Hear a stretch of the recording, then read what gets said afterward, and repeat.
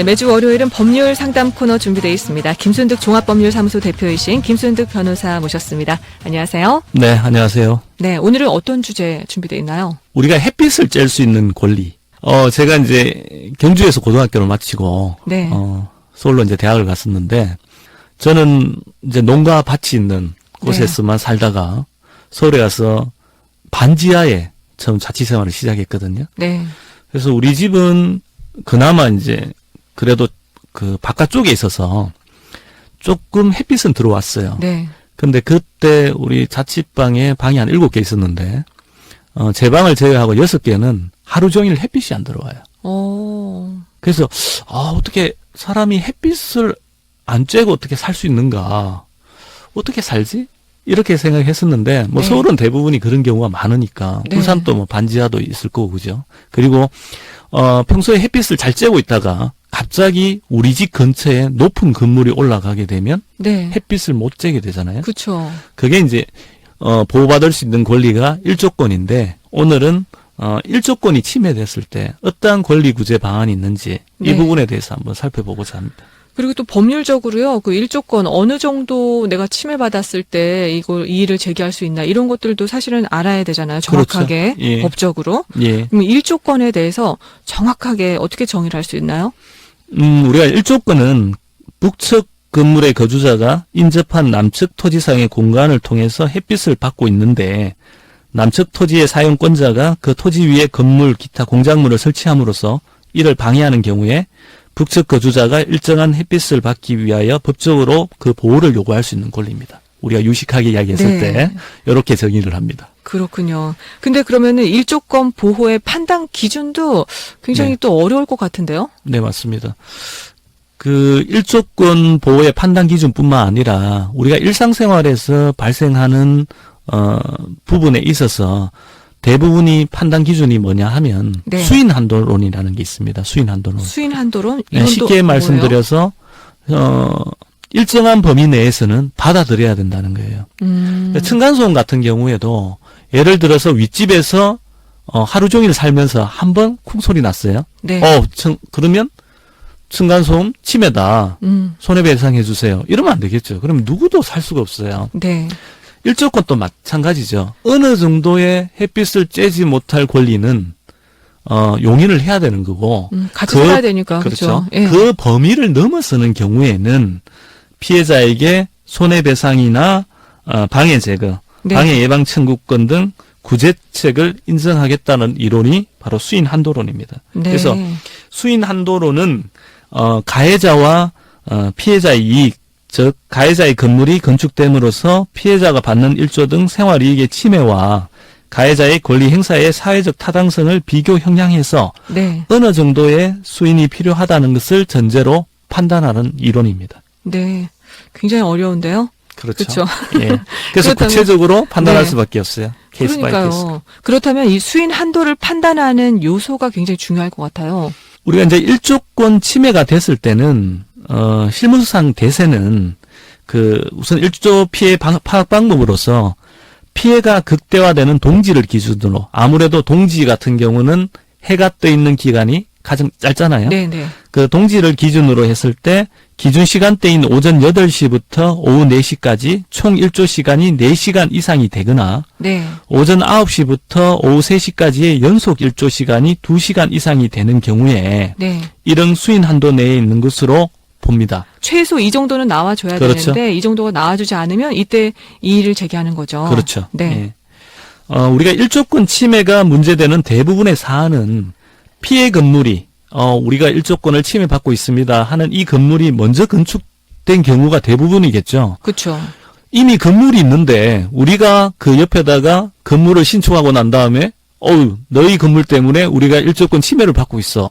이러면 안 되는 거잖아요. 그죠? 네네. 상식적으로 생각해도 그것은 말이 되지 않잖아요. 네. 보통 그러면 원래 있던 건물 주인들이 이렇게 그렇죠. 이의를 제기하는 거죠. 그렇죠. 우리가 원래 있던 건물에서 상당한 햇빛을 보고 있다가 네. 그죠? 갑자기 옆에 있는 건물이라는 사정 변경에 의해서 네.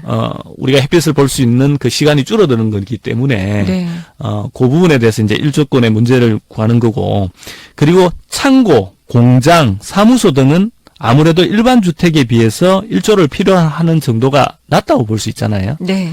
그리고 같은 주택이라 하더라도 주간은 거의 비워두는 독신자 숙소 등은 일반 주택에 비해서 1조를 필요로 하는 정도가 낮다고 볼 수 있잖아요. 네. 그렇기 때문에 이러한 요소들을 감안을 해서 우리가 과연 수인 한도 범위 내에 있는지 아니면 수인 한도를 뛰어넘어서 1조권 침해를 인정할 것인지 그 부분에 대해서는 우리가 케이스 바이 케이스로 판단을 할 수밖에 없어요. 아, 그렇군요. 굉장히 복잡하겠어요. 그렇죠. 그리고 이제 이런 경우가 많아요. 우리가 1조권 소송에서 옆에 이제 건물이 신축하잖아요. 네. 건물이 이제 신축하는데 그쪽에서 당신의 건물로 인해서 우리 건물에 햇빛이 잘 들어오지 않는다. 이렇게 이야기했을 때 우리는 건축 법규를 다 지켰기 때문에 문제될 게 없습니다. 이렇게 항변하는 경우도 있습니다. 네. 그런데 건축 법규를 다 지켰다고 해서 1조권 침해가 안 되는 건 아니에요. 네. 그래서 그거는 좀 전에 말씀드린 것처럼 우리가 그런 여러 가지 고려 요소를 가지고 과연 수인 한도 범위 내인가 아니면 수인 한도를 뛰어넘었는가 하는 부분에 대해서 판단을 해볼 수밖에 없습니다. 그렇군요. 그렇다면은 1조권을 침해받았어요, 만약에. 네. 그럼 1조권 침해를 받은 경우에 구제 수단은 어떤 게 있을까요? 그 1조 방해의 경우에 사법상 구제 수단으로서 가장 널리 이용되는 것이 손해배상 청구입니다. 그래서 우리가 햇빛이 잘 들어오다가 네. 햇빛이 안 들어오게 되면 건물이 어떻게 되겠습니까? 안에 곰팡이도 많이 필 수도 있는 거고요. 네. 그리고 햇빛이 들어오지 않는 집. 우리가 맞아요. 이제 아파트를 네.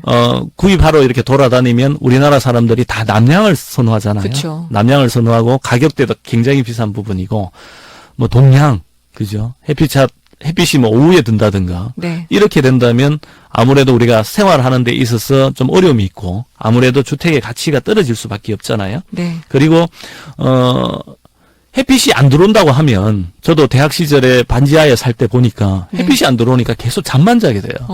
잠만 자게 되고 네. 사람이 무기력해지고요. 맞아요. 그런데 뭐 처음부터 햇빛이 안 들어오는 집에 들어가서 살 때야 잘 모르는데 햇빛을 잘 쬐고 있다가 어느 순간에 옆집 건물로 인해서 햇빛이 네. 안 들어온다고 한다면 갑작스럽게 여러 가지 많은 피해를 볼 수밖에 그쵸, 그쵸. 없잖아요. 내 권리를 침해받은 거죠. 그렇죠. 아무래도 네. 거주 환경이 악화될 수밖에 없는 맞아요. 상황이고 네. 그렇기 때문에 이런 부분에 대해서는 우리가 이제 위자료 청구가 가능한 거죠. 그렇군요. 그리고 이제 1조권 침해에 있어서 가장 중요한 구제 수단은 사실은 이제 공사중지 가처분입니다. 실무상으로 보면. 그럼 공사하고 있을 때 그렇죠. 공사중지 가처분 신청을 해야 되는 거네요. 그렇죠. 공사중지 가처분이 만약에 된다. 네. 그러면 건축하는 입장에서는 공기도 맞춰야 되는 부분이고 건축 비용이 계속 늘어나지 않습니까? 네. 그러면 우리가 1조권 침해 본 부분에 대해서 합의가 들어올 가능성이 많고 그러면 1조권 침해로 인해서 피해를 보는 분들은 굳이 소송까지 가지 않고 네. 자신들이 원하는 소기의 목적을 달성할 수 있어요. 근데 공사중지 가처분이라는 것은 공사를 하고 있는데 공사를 못하게 하는 거잖아요.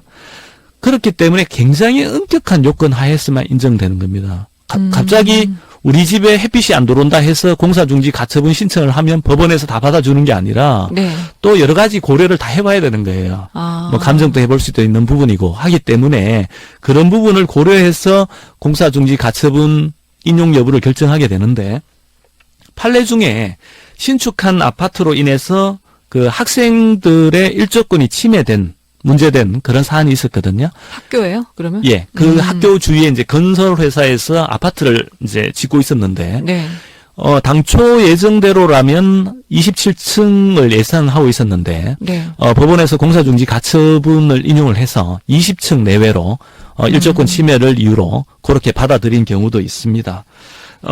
좀 전에 제가 말씀드린 것처럼 그 1조권을 침해받았다. 네. 아, 그러면 우리가 소송하면 되겠구나. 뭐 손해배상 청구하면 되겠구나. 공사중지 가처분하면 되겠구나.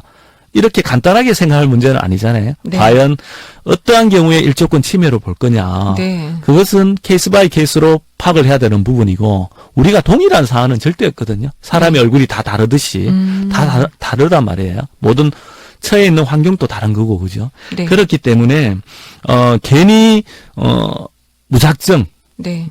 내가 계속적으로 햇빛을 보고 있었는데 햇빛을 못 보게 됐기 때문에 그냥 소송하겠다. 이것은 굉장히 어리석은 판단이죠. 왜냐하면 그냥 소송을 하게 되면 만약에 패소하게 되면 소송 비용도 물려야 되는 부분이 생길 수 있는 거고요. 네. 부담해야 되는 부분이 생길 수도 있는 거고 그 기타 외적으로 변호사 비용이라든가 여러 가지 많이 들 수가 있잖아요. 네. 그렇기 때문에 진정 내가 일조권 침해가 있다고 한다면 네. 그 부분에 대해서는 전문가와 충분히 상담을 하고 해야 되네요. 상담을 하고 침해가 인정이 될 가능성이 있다고 했을 때 그때 네. 법적인 구제 수단을 강구하는 것도 좋은 방법이고 네. 만약에 법률적으로 일조권 침해에 대한 소송을 해서 받아들이기 어렵다고 한다면 네. 옆에 건축하는 그쪽에서는 어떤 입장을 취할지는 모르겠지만 계속적인 대화를 통해서 한번 합의점을 모색해 보는 것도 좋은 네. 방법입니다. 그렇군요. 반대로요. 그러면 내가 네. 집을 짓고 싶은데 앞집에서 일조권 침해다 집 짓지 말아라 이렇게 네. 할 경우는 어떻게 해야 돼요? 일단은 이 부분이 과연 일조권 침해가 발생할 수 있는가 하는 네. 부분에 대해서 고려를 해봐야 되는 부분이고요. 네. 그런데 우리가 이제 집을 지음으로 인해서 이 앞쪽에 얼마만큼의 햇빛에 대한 햇빛에 네. 대한 방해를 받는지 하는 부분에 대해서는 모르잖아요. 그쵸. 우리가 지어봐야 아는 거니까. 네. 그런데 공사중지 가처분 같은 경우는 이제 공사를 못 하게 되는 거잖아요. 네. 이거는 굉장히 예외적으로 인정하는 부분이에요. 그래서 우리나라 법률은 대부분이 네가 어떠한 피해를 입었다고 한다면 금전적인 손해배상으로서 위자하는 부분이기 때문에 네. 이 집을 일단 짓고 난 다음에 만약에 일조권 침해를 입혔다고 한다면 그에 상응하는 손해배상을 해주면 되는 거지. 완전히 우리가 심각하게 20층 이상의 고층 건물을 막 지어서 아예 햇빛을 못 들어오게 한다든가. 네. 근데 건축 허가도 잘 안 나겠죠, 그런 경우에는. 그렇죠. 그런 경우가 아니라고 한다면 굳이 네. 건축을 하는 데 있어서 큰 어려움은 없다고 봅니다. 그래요. 알겠습니다. 오늘 일조권 침해에 대한 구제 방법 알아봤습니다. 오늘 도움 말씀에 김순득 종합법률사무소 대표이신 김순득 변호사였습니다. 고맙습니다. 네, 감사합니다.